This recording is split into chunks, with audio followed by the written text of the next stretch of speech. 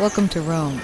This is The Bittersweet Life with Katie Sewell and Tiffany Parks. Hello, this is The Bittersweet Life. I'm Katie Sewell. Tiffany is away this week, but I am joined by Monique Lee. She is a fellow resident of Seattle, Washington, who moved here from Vietnam over 30 years ago. She's also the host of Afternoons with Monique and a professional matchmaker. Thanks so much for coming on the show. It's my pleasure, Katie.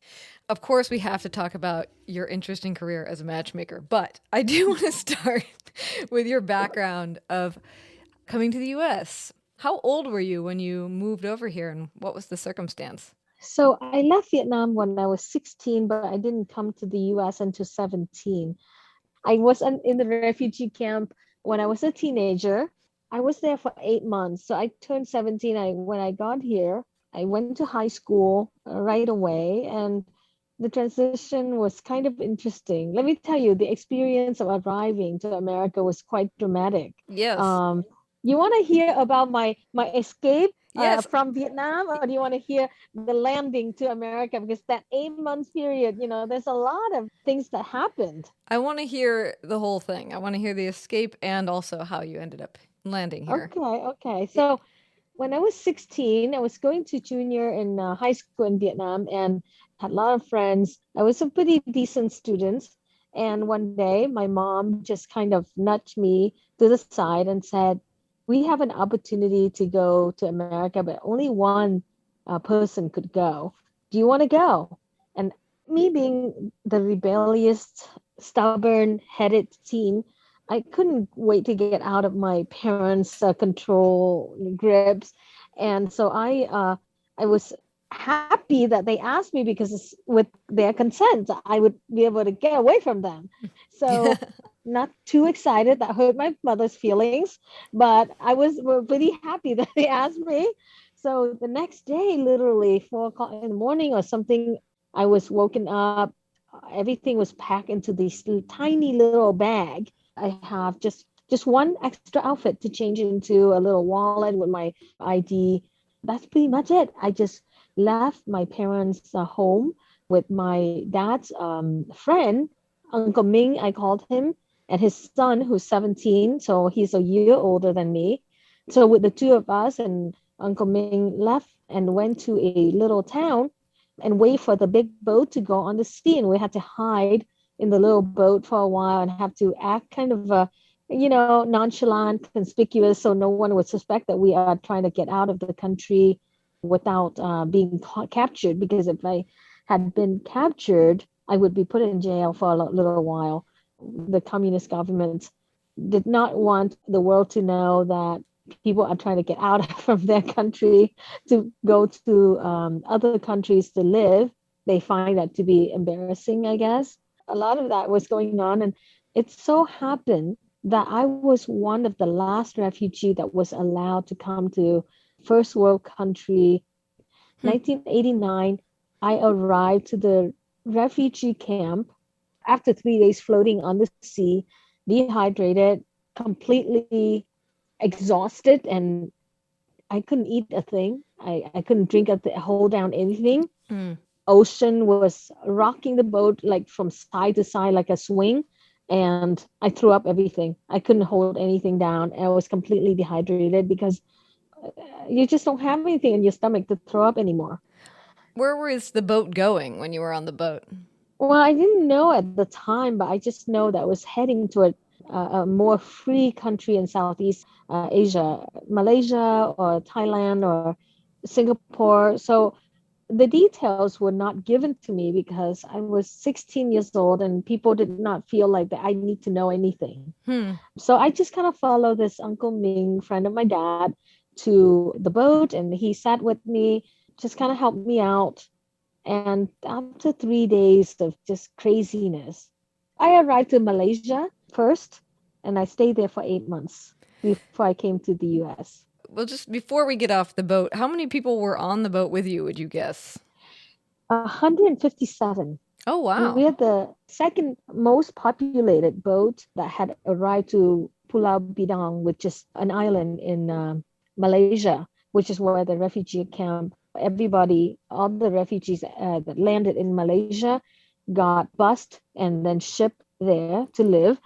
I guess they needed to be in a separate land, and we didn't have access to other Malaysian. We just stay in the island, very hot, very dry. It's almost like it's like an island that the local has allocated, or the government in Malaysia had decided that that's where we're going to house all the refugee before we process them to relocate them to another country. So did you, besides the man that you called an uncle, was there anybody else on the boat that you became friends with during those days, or were you just too sick to do anything? Well, there was 3 days and I barely was conscious on the boat. After the first day and I threw up everything and I couldn't hold down any water, I was basically very weak. I couldn't talk to anybody. We were housed in the hall of the boat at the bottom. You don't want to know, but bathroom is like literally right there, and so the smell is just incredible. And I don't know, it's dramatic. So no, we try to endure as much as we can, and try to conserve as much of our energy. With lack of water and food, we were not allowed to bring so many things on there. Yeah, I didn't make any friends on the boat, but I made some friends during the time I was in Pulau Bidong in Malaysia. I was 16 and I've befriended a couple of 16-year-olds or 17-year-old around there. And one of them was really good to me. I went to church a few times with this girl who was so sweet and so kind. And I became a Christian because how nice she was. And how were you feeling from the moment your parents ask you, would you like to go live somewhere else? And you happily agree, probably not expecting what you're going to have to go through to get to somewhere else. How did you feel about your decision? I was a little homesick when I was living in the island, but for the most part, I was kind of happy that I have a better future ahead of me. I had kind of a traumatic childhood within my family. I was the oldest. I was expected to fulfill a lot of responsibilities and obligations, but was not given a lot of rights or authority toward my siblings. So I felt it was very one-sided. When I got out of that situation, I felt a lot of freedom. It wasn't just freedom to, it's like a communist country. Escaping the country, but also escaping the restriction of parents, So it was a lot of relief that I felt, and rather happy. So I really thrived during the time I was in the refugee camp, but not to the level where I later on really enjoyed my life in America. Although it was a lot of upheaval and learning curve and a lot of struggle, I can't complain at all about how my life had turned out at this point. Well, since most people listening have never been in a refugee camp, some have, I know that for sure. But what was it like? What did it look like? So they had equipped or furnished the refugee camp with some wood and some congregated metal sheets, and then the refugees would have to put them together and build their own houses or something like that. But by the time I got there, these barracks had been built. They're not that big, but they were very crowded. I had to share a small, about 8 by 10 or 10 by 10 room with at least 12 other girls, women. And I was 16. I was supposed to be housed with the other minors, under 18 people, but they ran out of space because in the minor camp, people cook for them and they get toys and they get clothes, and basically the adults look out for them. But I was not put in there because they were overcrowded. And so I was put in with a young woman. And so I was the youngest in the group, and I didn't know how to do much, but I lived with like about 12 other ladies. Most people don't stay inside. We have half the house in the barrack at any given time, and then people would just leave to do other things, go to class or go hang out with their other friends. But people don't stay inside the barrack until evening. So we have curfew at 10 o'clock or something like that. You have to be all in your barracks, get ready for bed. Everyone kind of sleep on the floor. There's no bed. We sleep on the ground, and we have maybe some small pillows and an issue blanket. Very simple life. Basically, I have nothing. I just eat, study, and the other people they do whatever. I don't know what they do. They go hang out with their friends or go swimming or whatever. Mm-hmm. It's an island, so there's the beach right there. Oh, yeah. I was there for 4 months. Kuala Lumpur. Mm-hmm. That's the name of the camp that I ended up for 4 months after the island. They shipped me to this camp, and I stayed there for 4 months to get ready, injection and health check and all of the paperwork get done. I stayed there for 4 months before I got flown to the United States. Did you know that for always that you were bound for the United States, or was it an open question for a Oh, while? I had no idea where I was going to end up initially. So letters travel very slowly during that time. So I wrote my parents a letter, and they got it a month later. And Hmm. when they received my letter letting them know that I had arrived to safety, they contacted the embassy or someone on the Vietnam side. And they were already planning to come to the United States, with my dad being a war participant on the American and the South Vietnamese side. Paperwork and policies change all the time. So my parents didn't know whether they actually would eventually come here. They are here now in the United States. But at the time when I was leaving, they had the paperwork, but they wasn't not sure until they set their foot on the airplane. The whole program could be scrapped at any time. And then there's nothing. So me going is like a secondary measure that we would be able to eventually, if they couldn't leave VA, the status of former Vietnamese army officer that my dad was, then I would somehow work and save enough money and sponsor them over. Oh, okay, that's interesting. So that's why they sent you ahead of them. Yeah. When they did come over, where did they end up? They came to Seattle because I was there already, and my other relatives who they know were already here. So when I came to the U.S., I had a second cousin who lived in Everett. He had contacted my mom and told her that, yeah, we're here, we have space, and we could definitely sponsor Monique over from the refugee camp. And at the time, I think the UN, they try to reach out to first world country relatives like my cousin and see if I have a place and someone that is related to me to help me get adjusted. So somehow after 8 months, all the links got connected, and my second cousin, he's actually my mom's cousin. They know each other from childhood, and I didn't know them.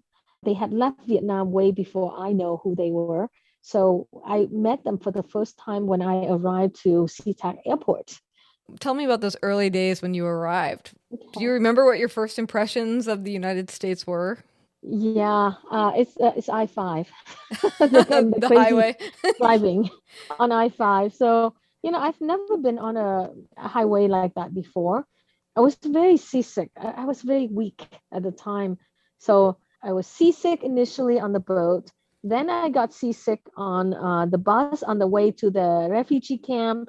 And then I got seasick on the airplane, which is the most horrible time in my life. I always throw up at the time. Whenever I'm on any kind of transportation, car, bus, airplane, boat, anything that moves that is not my feet, I throw up like nobody's business. And I was like, is this gonna always happen? Thank God. I think I must have gotten stronger and got used to transportation because I don't throw up anymore. But I was exhausted from throwing up on the airplane. When I landed to SeaTac Airport, I did not have a jacket on. It was December, and it was in middle of a snowing winter. And so I saw snow in person for the first time. Wow. And it was freezing. Everything was freezing. And I was in the car for the first time in my life. And my cousin who came and picked me up had to stop the car. I told him, I'm gonna throw up 5 minutes, 10 minutes into the car ride. I said, you have to pull over, otherwise I might throw up inside your car. So he pulled over to the side of the road. I threw up on the side of I-5 on a bunch of snow. Oh my God. That was my first experience. Well, now that you've lived in Seattle for so long, you know how rare snow actually is. So the Right, fact that you right. came in during a snowstorm is kind of remarkable. Yeah. December 1989. There was snow, and then later on it melted, and then there was a lot of rain. And I thought it was kind of romantic to watch the rain hitting the glass pane outside of my window when I woke up from my exhaustive recoup, from the airplane ride. But I looked outside the window, I'm like, I'm in America. Hmm. It's so romantic. It's so romantic. Do you remember as a kid, had you heard about America and had you thought about wanting to live here? Well, I never thought of that I was going to be here, but I did dream about Times Square one night when I was like 12 years old. I must have read and see things about America, Europe, all over the world, the pyramid, Egypt, and India, the Taj Mahal, and Times Square in New York. So one night I had a dream about being in America in the middle of the big city and all the billboard and flashing light, and that corner, that triangle corner of Times Square, where everyone is iconic. I had a dream about that when I was like 10 or 12 years old. And I'm like, well, that would be so cool to visit. But I've never imagined that I was going to live here anytime in my life. How homesick were you once you were here? Well, like once you're actually situated, the intention is that Hmm. you're going to live in the United States. Were you homesick? How did you feel about Vietnam at that point? Well, I didn't have any parents at the time, but I lived with my uncle and his wife and two children my age. And they have been here 5 years prior to me, but at the time I didn't know. I was afraid to ask too many questions and feel like I would be intruding. So I didn't even know until much, much later that they only had gotten here before me a little bit. But they had time. The children, the cousins who were my age, had time to adapt, and so they were much cooler than me. They dressed much better. The English was much better, and I had to catch up. And I share a room with my cousin who's a year younger than me, and she didn't see me as a cool kid. I was, I was the awkward, nerdy, and I wore these thick Coke bottle glasses at the time. It wasn't even like a thin, cool, sophisticated pair. It was a refugee camp issued glasses. I was at 5.25 diopters, which is heavily nearsighted. Mm. And without my glasses, I'm nearly blind. So I, I had all of this fun things going on for me, like the teenage zit. Yeah, got that, check. The thick Coke bottle glasses, check. The greasy hair, check. I got them all. Not the very cool kid in high school. And of course, my cool cousin who got here 5 years before me, she was totally, completely didn't want to be around me. Well, if she see me in school, nope, don't know her. Oh goodness. So anyway, so I had to kind of catch up. And yes, I was very homesick because new land, new people, and I had to catch up in a very new environment. And sometimes you feel at 17 years old, you feel alone. Nobody understands you. Nobody care for you. You kind of you feel self pity. Yeah. You know? Yeah. Yeah.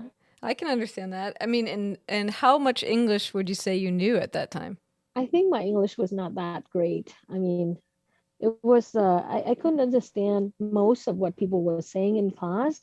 At the time, it feels insurmountable how I was going to be speaking this language the way the natives could. And I'm like, well, one foot in front of the other. I saw that some people had gone to college who spoke kind of limited English. So if they could, maybe I could too. I'll tell you a story. I was in PE class, and they taught us how to play different games in basketball. And a lot of the instructions, the coach would use a lot of words that I don't understand. Just like a lot of classes, I don't quite understand what they're saying, but I read a lot and try to collect as many words as possible into my vocabulary. But one time they were teaching us how to play basketball, and after the instructions, which I'm sure most of my classmates already knew, but it was new to me. We were divided into two groups. They always pick, I was always picked last because I barely know what to do. Yes. And, they were nice enough to pass the ball to me. And then I ran toward the basket and I throw the ball in. And I threw the ball in, but they yelled at me and they were running after me as I was running toward the basket. And I was like, why are they screaming behind me? Why are they yelling? And I didn't know it at the time, but later on, I had a boyfriend that explained the game to me. And I realized maybe 10 years later that I was supposed to dribble. Oh. Uh-huh. Supposed to dribble the ball. I mean, you just don't carry the ball and run straight to the basket. I mean, and if there's a better example of a word that why would you know the word dribble? Right? when you're learning a new language, dribble would be at the bottom of the list, I feel. Right? That was my life. I was like awkward, weird, not very cool. But, like I said to some of my now friends, I make friends with whoever who wants to be my friends. Beggars cannot be choosers. Yeah, that's lovely. Oh, I love how you described the rain falling on your window and thinking that living in America was so romantic. Romantic is Yeah. an interesting word to pick. Why do you think that that's what you thought? Well, anytime you feel peace and joy and a certain sense of melancholy of the things that you have read about and imagined, and now you get to experience it, there's a certain poetry in that. That's just how I feel. There's Mm-hmm. certain romance about rain pitter patter on the sidewalk when it hits the glass panel or the glass pane on the side of the window. I never actually had a room of my own growing up. I sleep in a room with well, we don't have rooms, so we sleep in a like a family room that we put like two beds. I have four other siblings, so not everyone has their own bedroom. So we sleep in the common room.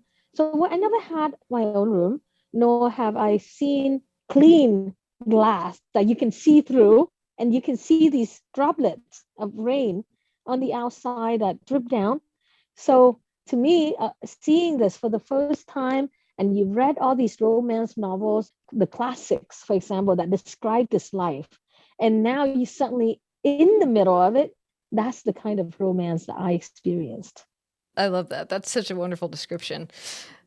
Before we end, we have to talk about how matchmaking fits into all of this. Would you say that your cross-cultural background aids your abilities to make romantic matches between people? Um, I read a lot about all kinds of subjects. I mean, I easily outread most people that I come across. And the concept of romance, believe it or not, romance can be built, can be had with time when you love somebody. So if they are good people, the other person is a good person, and you believe that you can build a great life with them, you can. If they are really decent people and they care about you and you care about them, you can create romance in your life. Like I told you, you read about it, you wish for it, and now it's happening. You experience it, and then you create romance, opportunities to bring joy in the persons that you're with's life. So in my work, I don't just put people together. I coach and teach them how to create romance for themselves. So I have a totally different vision and point of view about marriage, couplehood, and romance that I would like to share with my clients because they have only been exposed to one kind of romance that Hollywood or, storybooks tell them. But where I came from, my parents were actually, they're very romantic. They too are very westernized. They read books in French and they write love letters to each other. I read some of them, kind of sneak, they obviously they don't put it everywhere for me to see, but I came across them when I snoop around. Yeah.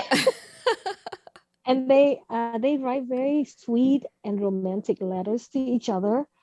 But if you ask my mom, and I did ask her, I can tell you that when my parents got married, they probably have some feelings toward each other, but that the love and commitment that they grown to have for each other, the affection, the bonding, and the depth that they have for each other, that had to be built over time. Because when they got to know each other, they were very young and they didn't have sex with each other before they were married. So that kind of bonding was absent, but still it happened after. And they quite a bonded pair because my parents travel and do everything together. They're very respectful toward each other. And so that's kind of like my role model. You don't have to feel everything, but you have to find someone decent. And then both of you have to kind of commit yourself to building a life together. And then romance can come. So when you say it's different than the Hollywood version, it's not the fireworks and explosions from first glance across a bar. Is that Yeah, sort of, right. yeah. I'm sure they like each other from first glance, but it was not fully developed Hmm. until much later. So what is your job as a matchmaker? Like advising people, but how do you also, I mean, I assume that there has to be some kind of spark, right? Oh yeah, there has to be some attraction, but I think in America and recent history, romance is a modern ideology, Mm. right? Hmm. 100 years ago, people get married for economics reason. Maybe they like each other, maybe they're not wealthy, but they saw each other and they said, well, you're the same age as me, and we'll get together and build life together. And that's what my parents had. And then they fall in love with each other after they made the commitment. Whereas now we have to have that all figured out, and then we make the commitment. But the reality is, there's no way to know somebody in full. I mean, my first husband, for example, he was married to a woman for 19 years. So when I talked to her, so I was the second wife, and one day the first wife and I talked, and I asked her, how can I deal with the situation, whatever was going on? And she said, well, I don't really know him. I'm like, what do you mean you don't know him? You were with him for 19 years, and I just got married to him. Maybe we know each other less time. So could you tell me how I can handle this? And she said, well, he's a different person. And I try to understand what that means. And all I can say is the person you think you know may not be the person that you end up in 10 or 20 years. Unless you grow together, unless you intend to do things and grow together, the concept of free will, or intention, I think is very important in relationship. You can form anything you want to. I mean, I don't really believe in fate that much, a little bit, but not. I think that people can control their lives and drive their life in the direction that they want. If you just have the basics foundations, like good character, they care about you, you care about them, and then we'll go from there. I think some people say love is not enough. Well, maybe those people, their love is not enough. But to me, love is enough. And if you love somebody the way I love them, it is enough. So if you have a client who's looking for love, what do you do? How do you even put them in the path of finding someone that they might love? So my process, and I have a process, I get to know who they are, what their goals in life, who they want to be with, their vision of the future, and where they've been. So I can see, okay, is there a connection between reality and fiction? you know, where they want Right. to be Yeah. versus where they've been. Is there a path, right? And whether I can help them along that path. Like my clients, it's an older clients who've been through life and they know what they want, and they're very fixed in their way. I don't coach them much. They kind of have things figured out for themselves. Whatever quirks and habits and idiosyncrasies that they had acquired over the years, it's probably ingrained. It's going to be very hard for me to modify that. So I work with what I got on those clients, and I introduce them to people that fit exactly how they would want. But that also means it takes a while. It takes a few try, a while for me to find somebody for them. The younger folks are a little bit easier because there's some flex and give in their personality. They still looking for who they are, and forming a life with someone when you're flexible physically and mentally is very important. So one of the things I like to tell people is the moment that you decide that you know everything, you don't need to learn anything, and everybody around you got to change to accommodate you, that's when you cannot love, because love require you to adapt to somebody's ways and mold your life with his or hers. So if you are very rigid in your ways, there's a very high chance that you may not find love. That's why young kids, teenagers, and 20 something, they're so adaptable. They still open to learning. They don't know anything. So everything is, they like a sponge. They absorb whatever skills that you give them. And if you find somebody when you're young like that, it's easier to mold your life with theirs and grow together. Now, if you're two entities that's so different and rigid, sure, you can fit each other for a while, but can you truly ever become one after a certain age? That's going to be very hard. So, going back to that big dramatic move you made, how would you say that your personality was affected by that move?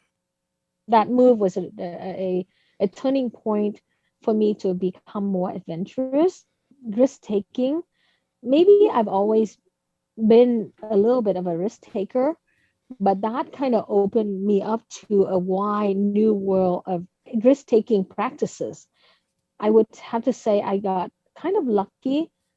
My family is very conservative when it comes to risk taking, and I'm also risk averse myself. So when I took a chance and leave my family and came to America and be exposed to all these new experiences, I suffer greatly, as I shared with you, not knowing the language and having to learn everything from scratch. It also toughened me up. It also taught me to be smart about making decisions. I have to venture out there, make lots of mistakes, but along the way, I make a lot of good decisions that help me where I am today. I feel like I have lived more than just a couple of lives. Maybe I've lived like 3 or 4 lives now. Mm-hmm. Well, maybe we'll have to have you on again to talk about some of the other lives Yeah. you've lived. um, one last question. We talk about this on the show a lot when it comes to my co-host Tiffany, who's left the United States and has lived in Italy now for almost 20 years. But we often talk to her about whether or not she'd ever move back to the States. And I think that Mhm. that's an ongoing debate for her. Do you think that you would ever go back to Vietnam? No, probably not. I like it here. America, for all of its flaws and upheavals and discrimination, let me tell you, it is worse elsewhere. That's why I'm here. If Mm. there is a better place to live, I would be there. But no, there isn't a better place. I mean, other countries I can visit, I can enjoy the differences in culture and cuisine, but this is home. There is no place like the United States of America. I have such an affinity to this country. I I get teary eyes when it comes to the United States. This is home. I feel very indebted to it. I'm indebted to it. Indebted how? It gives me so many opportunities that I would not otherwise have. I would never be able to be the person that I've become without being here. It is such a great land, you know.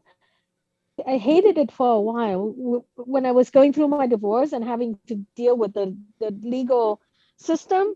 I hated it. I wanted to get out of here. I did not want to live here because I feel like people don't value my perspective. They not only condemn it, some people in the court, the judicial system, they may have condemned or frowned upon or judged my point of view negatively because I came from another country and have different point of view, and I hated it here. But I also have grown since then and realized that people will have prejudice everywhere you go. They will discriminate. People in Vietnam discriminate too. I just happen to be in the majority there, but the minorities there are also judged probably much harsher.